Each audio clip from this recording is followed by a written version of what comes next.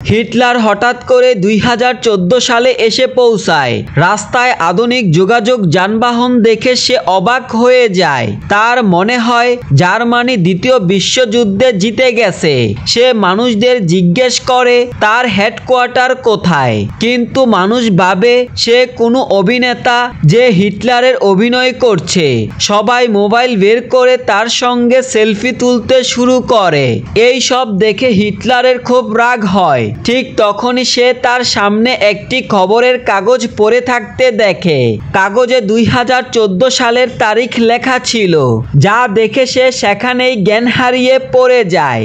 একজন মানুষ তাকে গৃহহীন ভেবে নিজের বাড়িতে নিয়ে যায়। তখন হিটলারের বুঝতে বাকি ছিল না সে টাইম ট্রাভেল করে ভবিষ্যতে চলে এসেছে।